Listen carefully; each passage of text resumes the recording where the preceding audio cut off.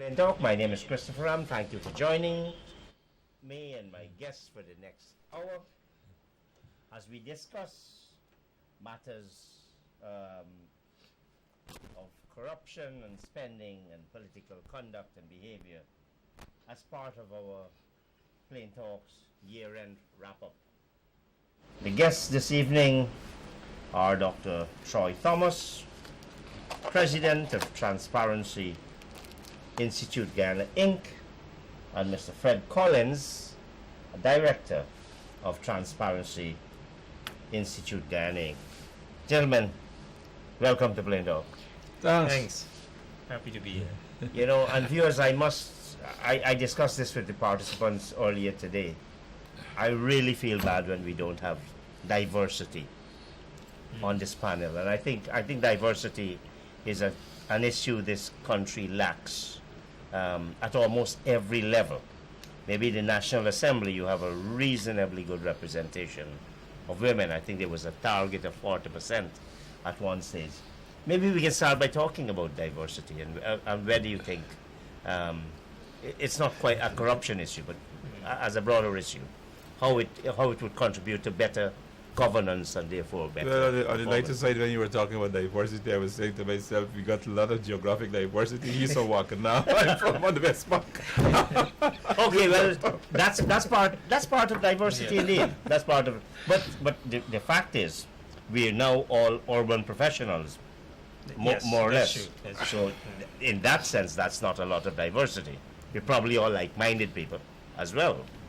But yeah, diversity. If I may take the first jump there. In general, outcomes. I wanted to say research outcomes because this is the background against which I'm talking about this. I know a little bit more about diversity from the perspective of research. Yes, And yes. we know That's that one of the principal fields, isn't it? Yes. We Is know it that social research? Well, any kind of research. Social research, research in the pure sciences, any Okay, area. okay.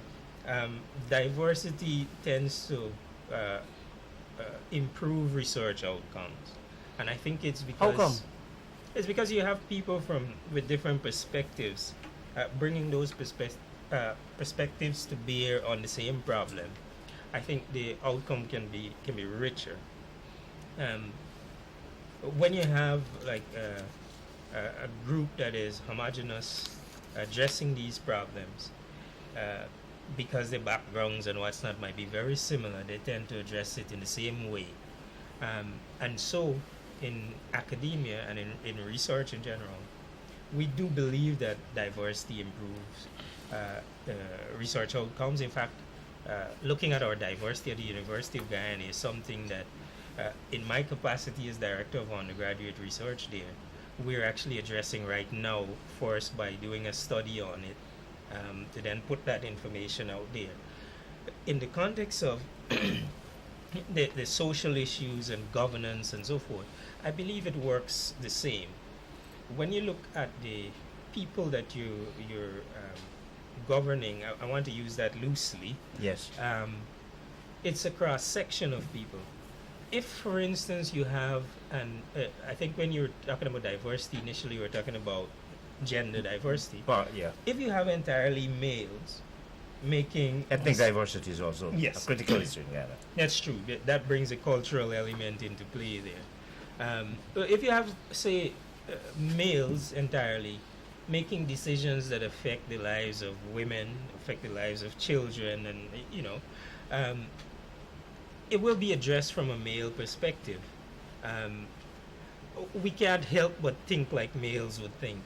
And I think that in itself might affect the kinds of policy that we agree on, and it may, it may or may not target certain groups of society very well. That's my take on it. So I don't have strong scientific evidence in the field of governance to say, well, we have found this or that, but I think it works in the same way, that we need to have the cross-section of people that will be governed, represented in government, to get that cross-section of views considered well. That's a public sector kind of view on it. What about from the private sector perspective, Fred? Well, Troy is talking about it. He can talk from a research standpoint. I cannot talk from a research standpoint in the private sector, but when it comes to the diversity, I can tell you that from one of the things we touched upon in the at Transparency International at our meeting was the difference between, well, you know, I'm a church person, and they were talking about the difference between Protestants and Catholics in terms of corruption. Mm-hmm. And I will not name which one is more corrupt, but there is a clear line between, I will not name what is said, but it said that it was found beyond a doubt that those countries that belong to one camp, which is either Protestant or Catholic, you could go do your own research after I finish, are more corrupt by far than the other. So apparently that Can I guess and then you nod yes or no? No. Or you may not name and he would You may not, but there's that dividing line.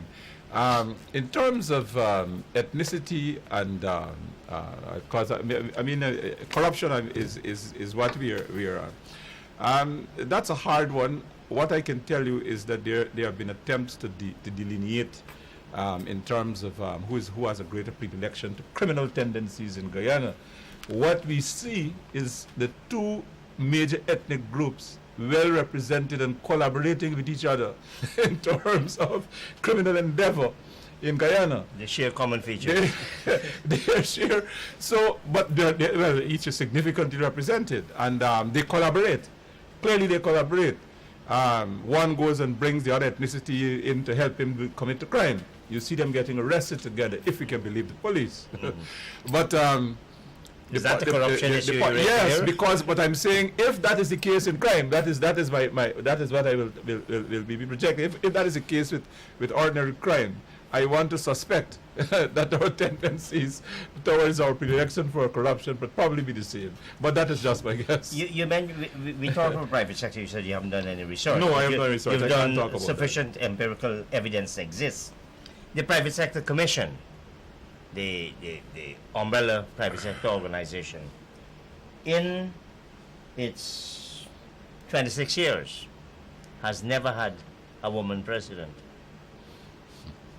If you look at the boards of public companies, not a single one of them has a 50% representation. What's your comment from a private sector perspective? Chris, Troy would tell you that a few weeks ago, we had a discussion with one of our funding organizations, and I found myself being embroiled in a in a discussion about why we had no women on the TIGI board, and I was kind of aghast because you and I know you've been on the board of Transparency. Never have been, you know. Well, you've been close enough, but you would know that there were women well represented. There was a woman in charge, and there was a large number of women, and they all went their way for whatever reason. So women were well represented when I was close to the board. Okay, but I don't know if I should take credit. It's just coincidental, maybe. Maybe just coincidental. Maybe there was something about you that attracted them. But but the point I'm making is that they would not understand. They thought that there was something we had to address. There was urgency. Now the problem with that is that we don't have glass ceilings. You might take exception to that. We don't have glass ceilings in Guyana. We have had a woman president in this country before the United States. I mean, I'm giving you a hint now. They've never had one in the United States. They've never had one in the United States. Women have, in fact, they dominate many things. Perhaps that's a problem. They don't dominate the private sector. Are they allowed to? You said a glass ceiling. I don't know, but maybe there's a glass ceiling there. But in terms of the professions and so on in Guyana, there's equal opportunity. Women are free to, and some of them got paid more than men. Research of private sector. Is there any evidence? Fred was talking, and I know Fred, I know his religion. He's not a Catholic, and he was talking about which religion. But is there any evidence that when women are associated with any organization, could be at the very broad governmental level, at the agency level, at the private sector, at the community level, that you get better governance and less corruption. Which is probably asking, are women any less corrupt than men? One of the things I have no problem saying, I don't know, Chris. Not very helpful in your question, but perhaps try might give It's a nice coping out as well. No, but I don't have any particular information on that. But in terms of Transparency Institute, has it ever looked at, or Transparency International, or the parent body? Yeah. Not as far as I'm aware. And that might just be that I haven't stumbled across that bit of evidence, or it hasn't been pushed deliberately. But I don't really have any reason to believe that with women it will be less corrupt. What I can say is that women tend to support more strongly penalties for those kinds of behaviors. Men tend to be a bit more lenient about some of those things. But I don't know if, given the same opportunities, whether women will be any less corrupt than men. But certainly, Chris, all you have to do is to reflect on those situations in which we have had some spectacular corruption, where women were the wives of the men. For example, in the case of Marcos, you know how many pairs of shoes Imelda had, famous. And I was thinking some of the Bangladeshi prime ministers and some of the women prime ministers. Then you have the one of the, I don't know if she's corrupt, but she understands she's the richest woman in the world. That is the the Angolan. Yes, the daughter of the president. The daughter of the president. Yes. But you know, these are things that we can guess. You know, perhaps given the opportunity, women would probably be equally corrupt. Look at the case of the MDB, one MDB is it Malaysia or Indonesia? I'm not sure. I think it's Indonesia. Yes, yeah. The woman was had all manner of jewelry and expensive stuff, but you know, so it seems as though the women are at least foot to foot with their husbands in their tendency to be corrupt. Well, in Enron, which was one of the biggest scandals, until it was overtaken by bigger scandals at the time. The whistleblower was a woman. The really corrupt people, Kenley, Skilling, and I can't remember the other person. Men, and who boasted how they were so smart. One guy said he was smart. He told his interview panel, "I am effing smart." Oh, and don't forget, this very year, the leader of South Korea was taken to jail. Yes. So women can be well represented. And I thought you were going to say about the Chinese woman. Yes, with yeah, the Nobel Prize. I was just going to throw that in, which is the case with the Nobel Prize being retracted or something like that. I probably missed that one. Aung San Suu Kyi you're talking about? That is Well, it's Burma. corrupt, That's not corruption. it's not corrupt. Myanmar is the new name. Myanmar, yeah. But I'm old enough to remember Burma. Sorry, Myanmar. I'm older than you. But Okay. that's not corruption. She is not. Well, it's a form of corruption when you use political office to, but it wasn't for personal gain. Not for personal gain. All right, I think it's inconclusive then. I would say that As far as the inconclusive. information- Except we on the have- religious issue. There is no reason to say one is not as representative of as the other.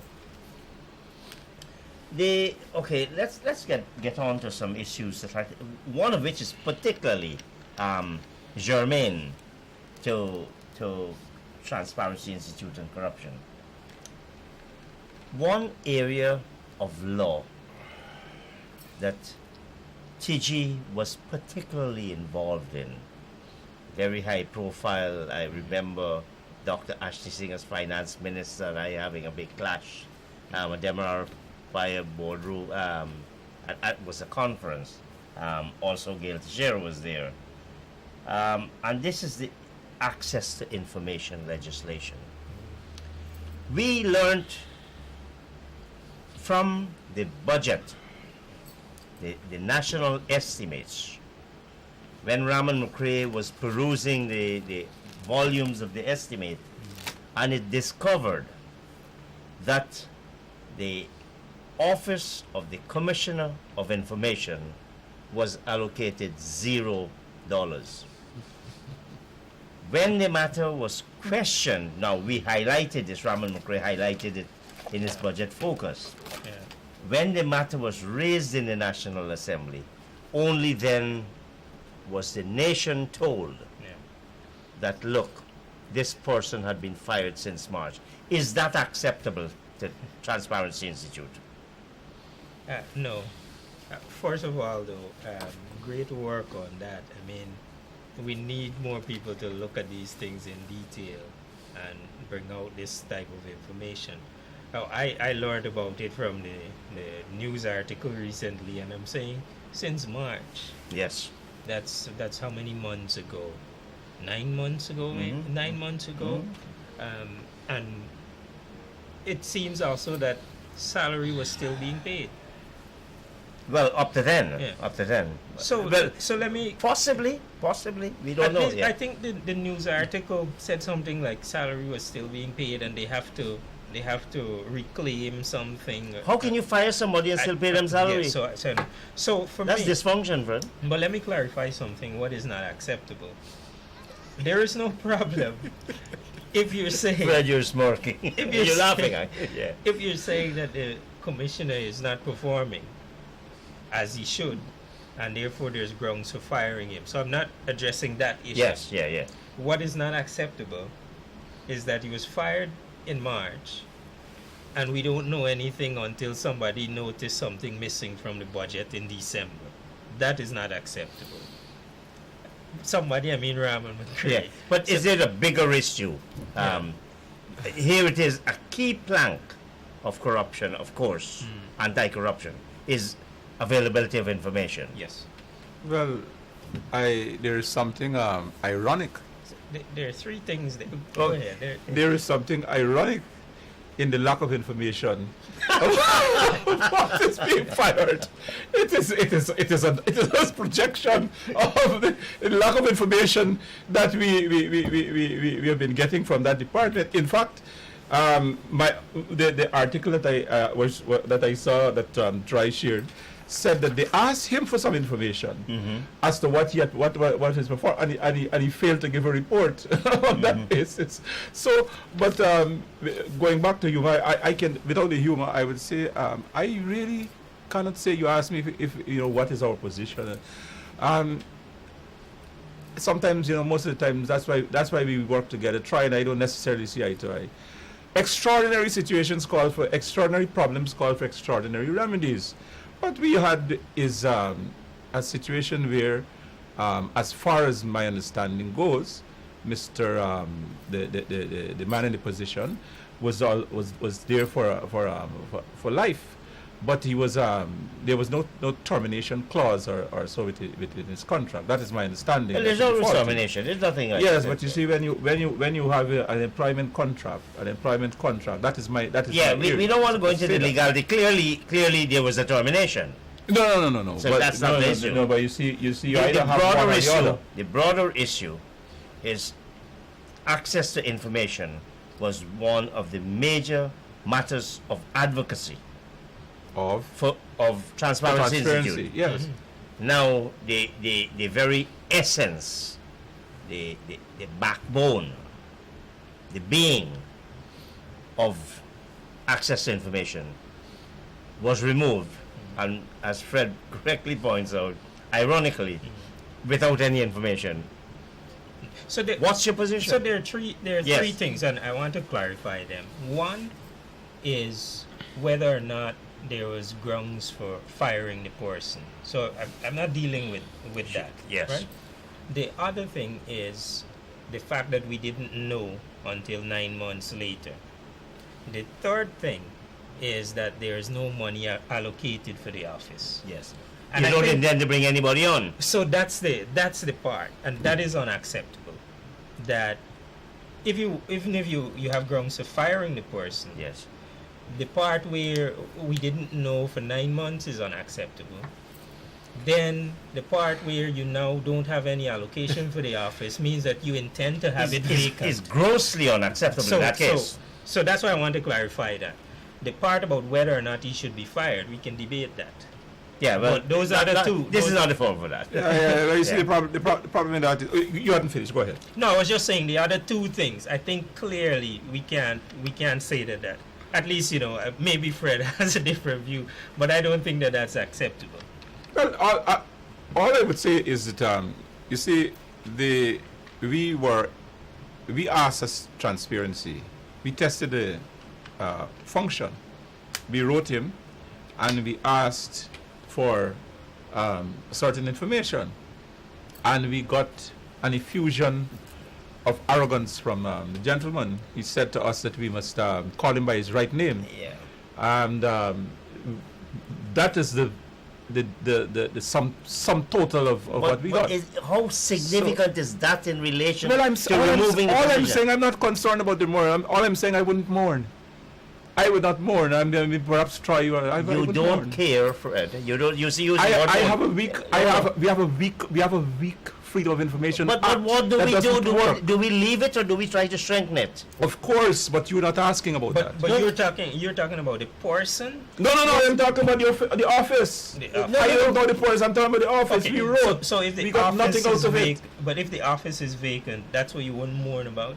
I'm saying that I you just have clarify. question. I'm very disappointed in that. I tend to disappoint people a lot. That's not a problem. Okay. I have a you asked the question whether it was acceptable, then the way it was done. And No. Troy gave That's an not my opinion. concern. That's not my concern. The No, fact but is, that's what you asked. we You didn't don't- talk you about remember the what you way- asked? That's what you asked, Troy. No. Whether for 9 months we were not told anything, and it's only some diligence Yeah. in terms of researching the estimates. As you said before the program, Fred, it's like Tillerson reading of hearing of it of For Trump's firing now, of Tillerson. but And Coleman. surely information, access to information.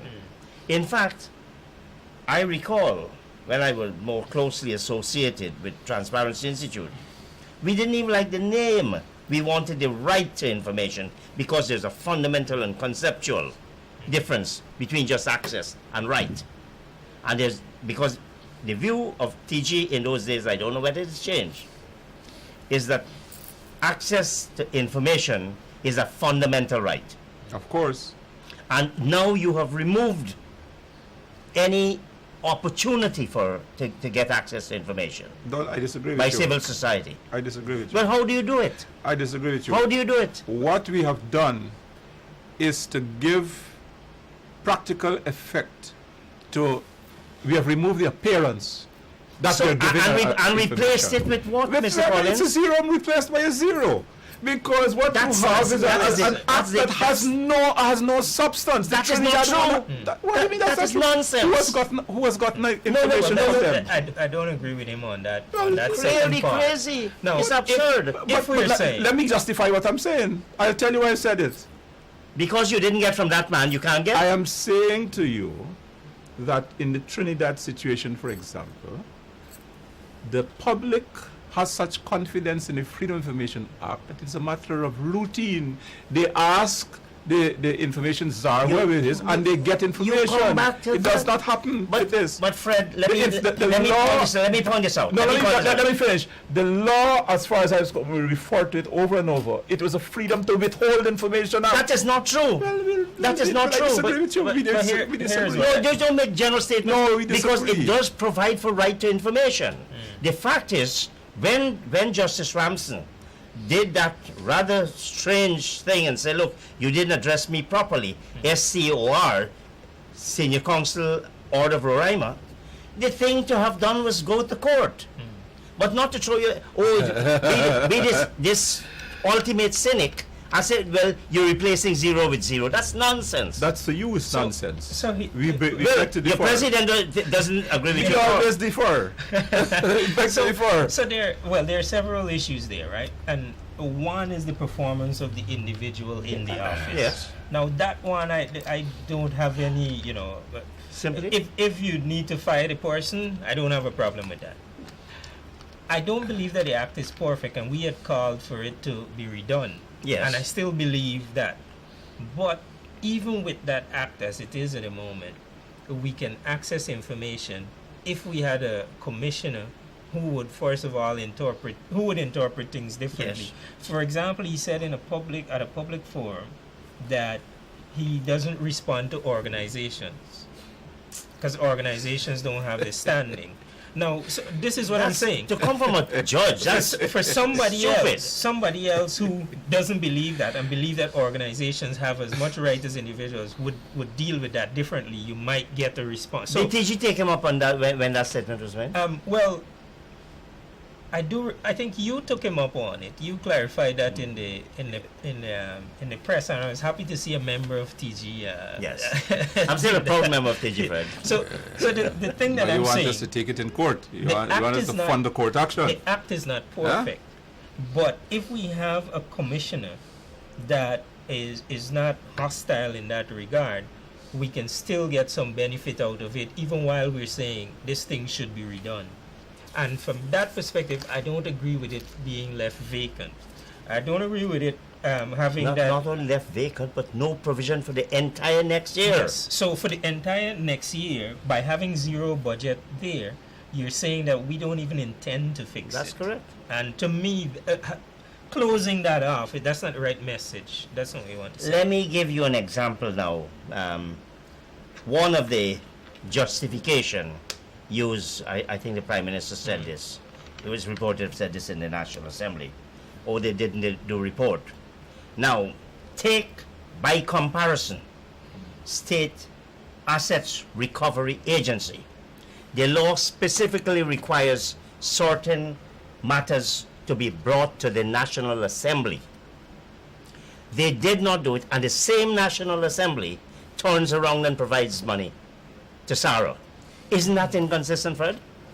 That has not been one of my areas of study and interest. No, I've explained it to you. Well, I still would not venture a comment on it because I have not made that one of my concerns. My It focus doesn't is have to be a petroleum. concern only to... No, I don't give... Oh, your focus I is do not- petroleum. I do Okay, not give okay, we can talk about myself petroleum action. just now. I don't give opinions Yes, on matters like that. It's not inconsistent and cynical? Considering that information, if you're firing the individual, and this is where I don't think firing the individual should lead to a closing down of the institution, so to speak. So, to me, that is really overreacting to the situation. If you have the same thing occurring in other agencies, then those things deserve to be looked at in the same way. You can't look at it in one way here and not look at it the same way in other contexts. Except that you might say the information commissioner issue is a chronic issue that has existed for a long time. And I don't know how many years he has been in there. Has he provided any report? No. You could probably argue that Sarah maybe has done it for a year or 2 years, and you're giving them a warning. I don't know. I'm just saying. I'm trying to think, how would you justify doing that in this case and not doing anything in the other case? And it might be a matter of saying, this has happened once or twice here, and we're giving you a warning. This has been happening over time here, and we see no signs that it's going to change, because this thing was disputed in the press and all of that. I think his response is that it's the Prime Minister who has to give a report, not him. Mm-hmm. I don't know how the Prime Minister is getting the information to put into the report. Yes, he's supposed to report to the Prime So Minister. there was a bit more going on there that might have prompted the action of firing him. I still don't agree with closing down the organization or the institution on that basis. Dealing with that person should not affect the national institution itself. Even if you have a law,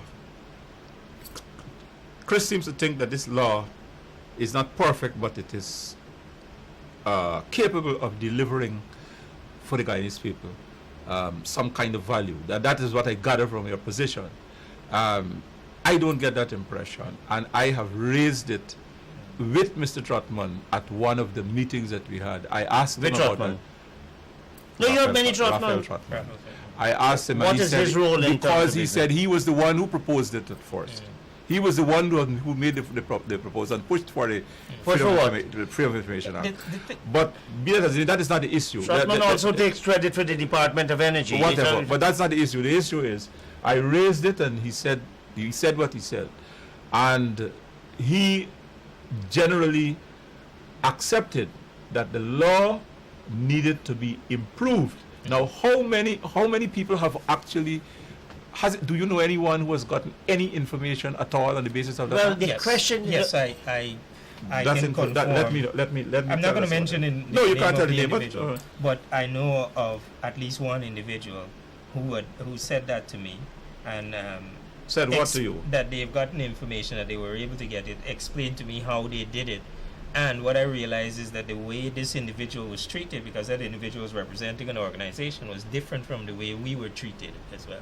So that person did not go as an individual, went as an organization, and got a response. But why is it that we couldn't get? That's what I realized from that discussion. But it's probably, I would suggest, if we think, surely to have nothing, it must surely be better than nothing. And to take complete funds away and to say, look, we don't plan dealing with this for 2019. Yeah. In an era, in a circumstance when we are about to receive lots of oil money, must be a cause for great concern, not only to Transparency Institute, but to the entire society. If you close down access to information, which is what you've done effectively at any point, it will be cause for concern. What I wanted to clarify, or say in response to Fred, is that the law does not compel the provision of information. It leaves a lot of determination, a lot of powers of determination up to the commissioner. So if you have a commissioner that's interested in transparency and providing the information, you can get it. Yes. I don't believe that that's how it should work. I believe that we should say that once these things are satisfied, information must be provided. And there might be some areas where there is powers of determination. So I think what Fred, correct me if I'm wrong, I don't want to misrepresent what you were saying. The fact that the law does not guarantee that you can get information is the problem. That is the problem. So, in X cases, I'm glad there should always be let's- exceptions. Hold on. There should always be exceptions. Yes. But that exactly is my problem. And I'm glad the we citizen agree. must be able to know that he has a right Yes. according to the act. But And you I'm don't- glad we agree on that, Yeah. because the thing is... I'm glad you agree with Fred on something No, this we evening. agree on the fact that the law does not compel the provision of information, but it at the same time does not preclude access to it. But it depends on the commissioner. I call I it don't like to freedom play- to withhold information, and I would not Well, change you that can be man's as mind. cynical as you wish, but you have never taken it to the extent where you say, in law, this person is a public office, and therefore is subject to judicial review. And therefore, Hold on, please. Let me finish. you want me to give Can you you some please- work can as a you- lawyer. Fred, I am not scrounging for work, and that's nonsense. I take offense to that. I don't take offense to that. all right. I've done lots of pro bono work for All right, DG. all right. No, I've done lots of pro bono All work right, all for right. which I've never been acknowledged. So I'm not All looking right. for work. The point is this: if you seek information and you don't get it, and it does not fall within the exceptions of the act, then you can go to the court. It's true. We now have a Judicial Review Act, and we need to start making full use of that legislation. That's one of the citizens' best protection when confronting the Goliath of the state. Anyway, let's go on. We talked of dark money. It is a term coined largely to describe situations, political parties getting money from whatever sources. It's particularly used in the United States of America, but we have it here as well. No accounting, no accountability. We fret about the Office of the Commissioner of Information, but you have political parties putting up candidates, president, prime minister, ministers, and they are subject to not a single iota of accountability. Is that acceptable? What do you mean by they're not subject to any iota of accountability? They're not. In law, they are not. There's no law that regulates or mandates them to provide any information. It's political financing. Yes. Oh, in terms of political financing. In terms of this Party specific, financing. in terms of this specific areas. Party financing. Absolutely, no. That is a case that we have tried to represent since the beginning of our existence. As far as I remember, you would know about that. We have pushed for campaign finance, and in this board, I think Troy, you all we've addressed it a you few have times. addressed it a few times. From a personal standpoint, I am not prepared to vote for any politician who is working against our getting political financing legislation in the country. My simple question is... Well, it's not who's working against, Troy. Sorry to interrupt you. Who is not actively working for? Yeah, there is that category too. Okay. So, but you have some who are working against, who would have said stuff like, this is not important right now, and once I kind of brush it off the table. And then you have some of them who are not activating for these kinds of things. The question I'll ask all of them is why? Why is this not an important thing? And what we've seen is some of the justifications is like, ultimately it seemed like you're putting your party over the country, because political financing legislation would be to safeguard the interests of the country. But when you're going to tell me that people will not want to donate to your party because of this and that and the other, then you're putting the party above the state, above protecting the state. Political financing legislation is not only about disclosure, that's an important component. It also can make provisions for the state to provide funding for parties, which can level the playing field. Smaller parties have money. It's also now. democracy Yes, issue. to Because help them a do big their funder work. could just Yes. swamp the entire electorate. You have laws preventing foreign agencies from giving monies to party and then as a result exercising influence on local policy. You have, if you have to disclose and you're seeing people are giving money, a lot of money to parties in power, and then you're seeing they're getting contracts getting contracts very often, you ask the question why. You're able to scrutinize. That's what we want to be able to do. And with oil in the country, this is even more important because there's a lot of money passing around. I think I know the answer to the question you're asking. Why? You and I have discussed this before in Tiggy, and my view is that any party that says seriously that is going to do that is like unilateral disarmament. You are saying that you will do it, but you don't know that the other man will drop his arms. In the case of the Brazilian situation, what you have had is the government using its power to colonize different boards, put its people on different boards. I'm talking about the Operation Car Wash. And then inflating the price of contracts with a certain company, a contractor, Odebrecht, and the money gets paid through that underground channel. So what I'm saying that to say is that you can identify means of cutting off from one party, but the other party is doing something underground which you have no idea about. It is Our not, laws are not as refined. We are not as it as is not able to monitor whether that. now, Fred, you're being extremely cynical, and I appreciate that's a viewpoint. To suggest that we must not have campaign financing because the other party is not going to do it. But I'm not asking TG, two senior members of TG, whether it must be unilateral. I am asking whether we don't need, whether Transparency Institute ought not to be pushing vigorously. But that's not the question he asked. No. Well, That's he's a not asking. different question. I'm asking the questions, not Troy. So,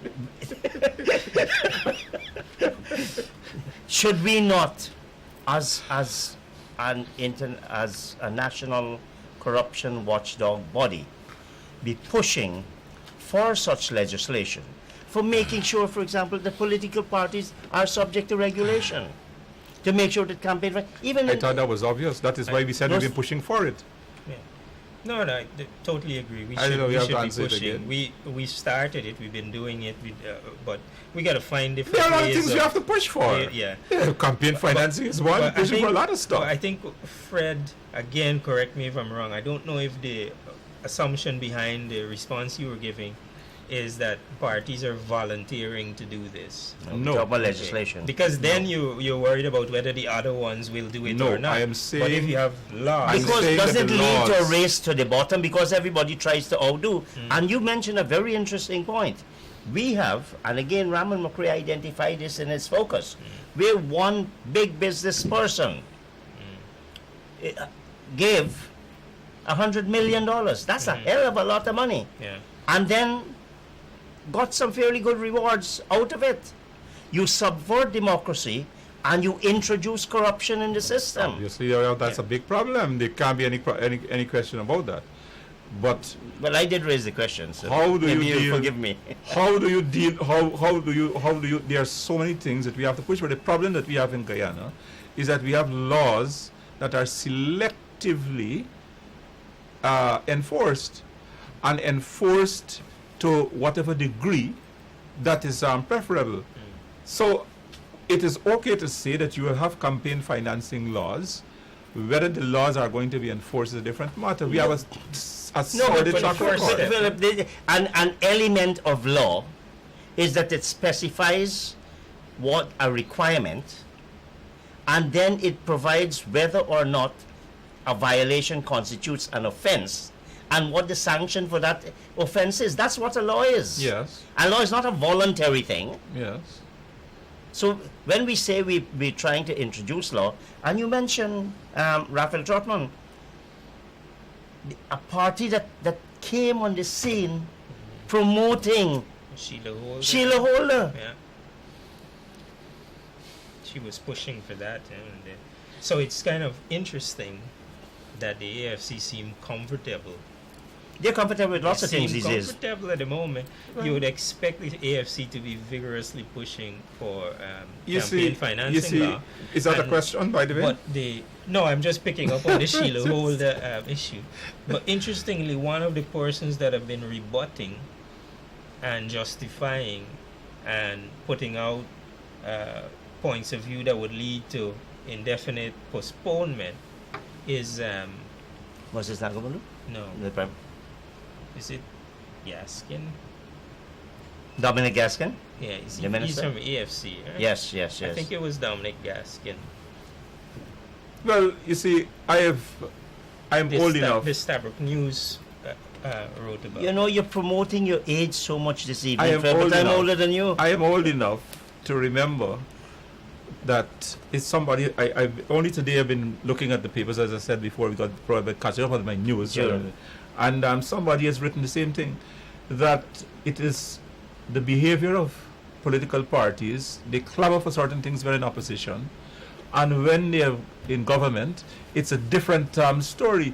In the case of, there was one president who made lots of criticism about the constitution, the powers of the president. Let's not stray from this. No, not straight. No, I'm no, not no, no. I'm saying that I am not surprised that this point is being made. That the comparison is being made. You said Sheila Holder clamored for this. Let me ask you Yeah, this. that is routine in Guyana. What danger? That is when- not surprising no, to me. I know nothing surprises you. That's fine. The issue of money, and we have the money laundering legislation, anti-money laundering legislation, where tax evasion, money not accounted for in books, in audited financial statements, and that's a serious indictment of the accounting profession and auditing profession. You have tens of millions of dollars being given by businesses that are incorporated entities. Somehow it doesn't get into the books of the donor, Okay. and it doesn't get into the books of the donee. Is not the leap towards corruption? Well, That's quite interesting there, Chris. You know, I hadn't thought of it from the perspective of what happens at the donor. Yes. At the donor end. Is it the business donating it or the individual? How do they frame it? Well, we don't know. There's no record. But if the business is donating it, it should be reflected in their books. Yes. but I find it odd that uh, our program our host who is asking these questions as a professional accountant who knows that people in Guyana keep routinely 2 books Yes. would be so shocked about it not being reflected. You see, you go in the store and you ask But Fred, to buy again, you something and want... they say, listen, you want a bill or you don't want No, a bill? but look, if you continue like this, we're going to be tolerating any kind of thing I'm by saying it I'm happens. just realist. Well, and I think that's an important and substantive point. And I'm gonna probably digress a little bit on a recent issue with the statement made by Minister Lawrence. And what I saw in the press was quite interesting. People are talking about how often these kind of things have happened, people are doing it and so forth.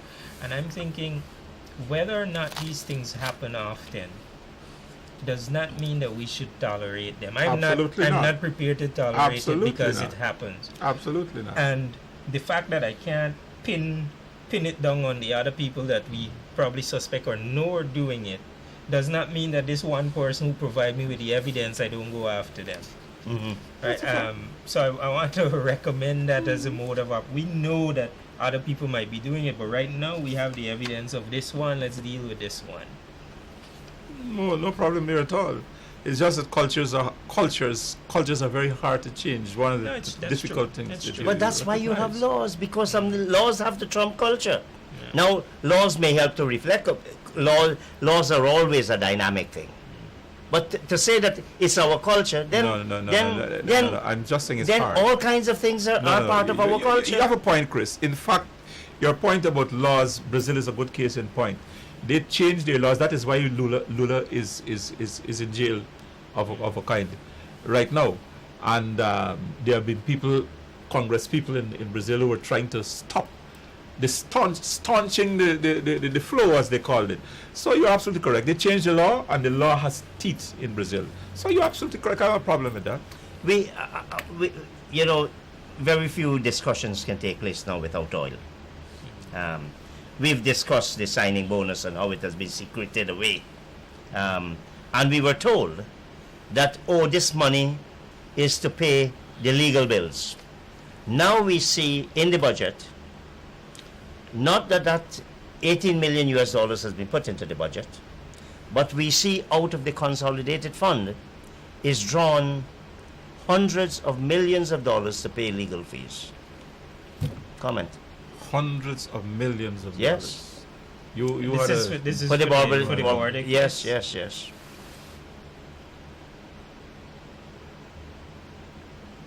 I Pregnant pause. think if that is the case, and I need It to is the follow case. up on that, It is the case. I think a lot more people lied to the nation than we believe, because it was said explicitly that this is for legal fees.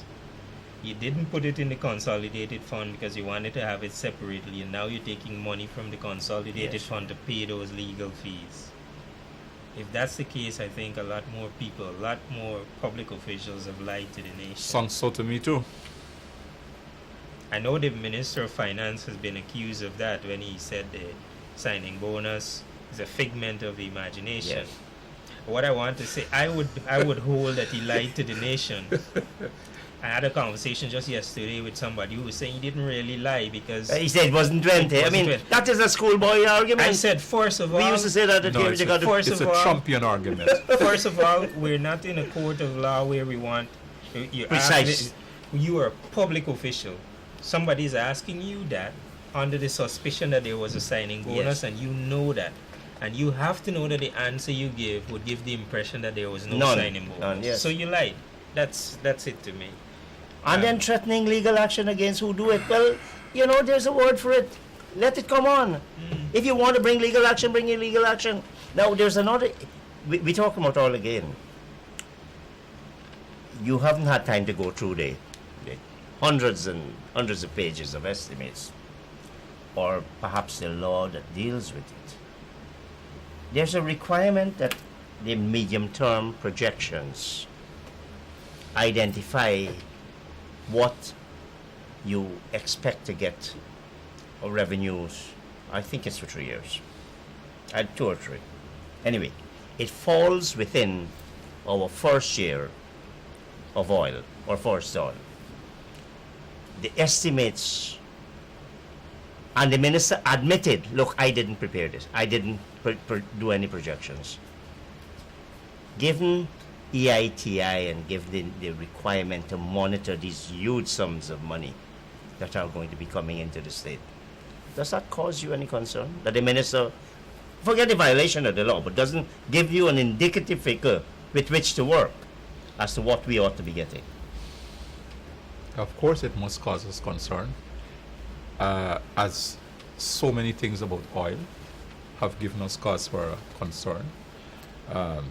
The contract, many of the clauses, the validity of the contract, it falls into a whole raft of things about oil that give us concern. We have done some research, and we have looked at how the EITI operates. We have looked at the reports.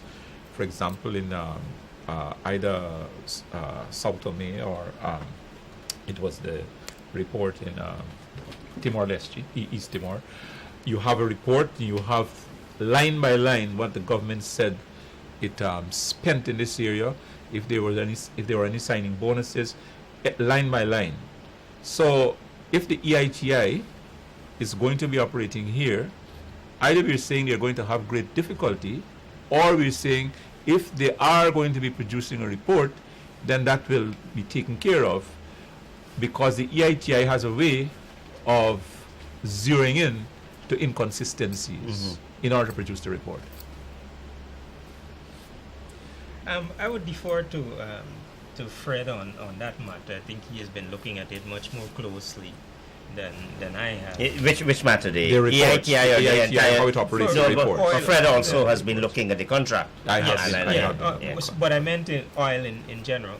But I also think that we should have a plan by now. We should have projections. How are we planning as a nation, as a country, if we don't have some idea of what we're going to get, when we're going to get it, what we have to pay out, and that sort of thing? So that wouldn't give me comfort if at this stage we don't have, the projections. I have a sense that the picture, I have a bleaker, you say I'm too cynical.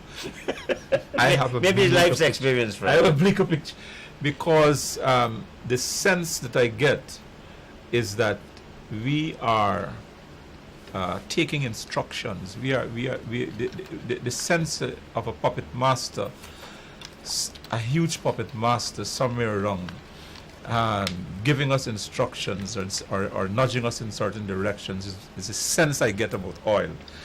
Things are taking too long. Certain legislation taking too long to crystallize. It is as though there's some kind of method to this sloth that we really can't determine, and it suits somebody. Does it suit the public interest? Of course it cannot suit the public interest. But there's too many things that are basic. That, for example, I saw some institution clamoring for insurance, comprehensive insurance on oil spills to be, of course. But for me, there are more basic things in insurance. How could the contract simply leave insurance to Yes. Exxon? You just say, okay, you all handle it. We need to know that there's an insurance policy. What are the values that have been insured? But more importantly, we're talking about local content. Yes. But before you get there, if there's one industry that is competent in world class, it's our insurance industry, and Yes. they have contacts worldwide. Yeah. So that our insurance industry should have had the opportunity to insure,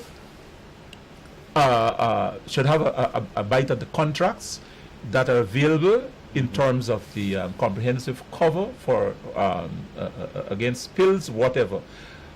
Our insurance industry doesn't have that. We simply leave it to Exxon. But here's the spill. Our insurance industry or the petroleum agreement doesn't allow it. The petroleum agreement, require just leaves everything to. Yes. In fact, I think the one of the ministers said that in his comments said that is what it was, apart from the. But yes, the other problem with that is that we need to have corroborative information available to the public. Yeah. If you have insurance policies available, then you can see what are the values and you can cross-check.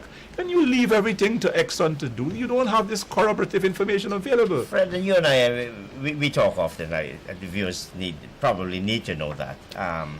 We've talked about this. We are not. ExxonMobil is not a contractor under this agreement. It's a shell company called SO Exploration and Guyana Limited. That is it's only a branch here. It's registered outside of Guyana. Well, so what happens if there's a serious insurance claim? Well, that is, you are the second person who should know that has pointed. I have not looked myself and seen her. But in the context of what is happening with shell companies around the world and talking about dark money, that's a serious problem. Who is the beneficial owner of a company? And if we have that, that's a serious concern. And I should add, and you're an insurance man yourself, or have been for much of your life, that the thinking in the insurance industry is that provision of self-insurance is a violation of the Insurance Act. That is quite possible. I have not checked that up. But there are so many other things that are wrong with the contract that are worse. It wouldn't surprise yes, me. That are worse than that. That is what our research has been showing. And we are going to be doing this set of articles that we promised. They're taking long to come because it's a technical matter and requires a lot of research. Which reminds me about something. I've seen this term doom and gloom being passed around. Yes. And the Minister of Finance said there's no doom and gloom. Two international banks, only two international banks pull out. But let's be fair. He's right. This is not a Guyana situation. It's an international strategy by the persons. Yeah. Fred, you raise an interesting point. But might it not be good? Which I know, about the contract. Oh. Might it, and you said there are many major issues many in the contract. yes. But might it not be good as a strategy to nibble away at those patently unlawful sections and force a review of the contract? Well, and then you go to the it's like this Trump, you mentioned Trump today, the Mueller investigation. You start with the small fish and then you work upwards to the big fish. You start with small articles and then you go to the essence. And we have 2 minutes left. It may be the only way to get a better deal out of Exxon or the Guyanese people, to force that to happen. And there are clearly several Achilles heels in the contract. Of course, a person only has 2 heels, but you know what I mean. There are some serious weak points in the contract, and but from what we are seeing in our research, that if the contract is illegal, then it can't be renegotiated. That's the other thing. You can't renegotiate. Except, and we're probably going to finish our. It's legal until it's deemed illegal. By Yeah. You said that, but we are talking about what you said. Then you get the court to force them, and but then I don't want you to say that I'm looking for work again, Fred. There is no opportunity. There is no opportunity to really renegotiate if it's illegal. That is what one would think. That's all. Yes. And it is, from our research, it is seriously illegal. Mr. Fred Collins, Mr. Dr. Troy Thomas, thank you so much. Another animated program. Thanks for having us. It's great to have Fred in the program, man. And we look forward to seeing you again next year. All right, good. Operators and viewers, thank you, good night. We probably have one further program before we wrap up and go celebrating for as we welcome the new year. So see you next week. Bye bye.